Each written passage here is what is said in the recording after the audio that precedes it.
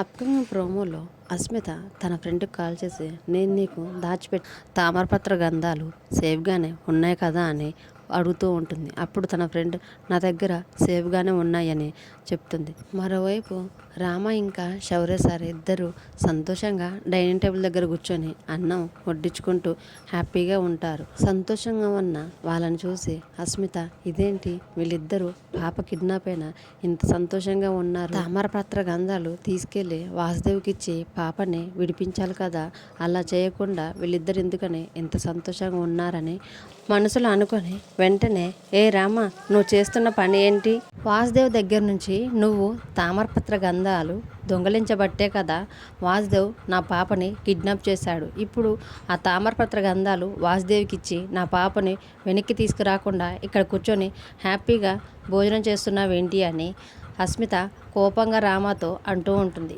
అప్పుడు ప్రశాంత్ కూడా ఎలాగైనా నా బిడ్డ నాకు కావాలి అన్నయ్య అని అంటూ ఉంటాడు. అప్పుడు శౌర్య సార్ మన రామ ఆ ప్రయత్నంలో ఉంది, తామరపత్ర గంధాలను తీసుకొని వచ్చి వాసుదేవ్కి ఇవ్వటానికి రామ ఒక ప్లాన్ వేసింది అని ప్రశాంత్తో అంటూ ఉంటాడు. ఆ మాటలు విన్న అస్మిత ఒక్కసారిగా షాక్ అవుతుంది. ఇదేంటి తామరపత్ర గంధాలు నా దగ్గర ఉన్నాయి కదా, ఇది తీసుకొని వెళ్ళి వాసుదేవ్కి ఎలా ఇస్తుంది అని టెన్షన్ పడుతూ ఉంటుంది.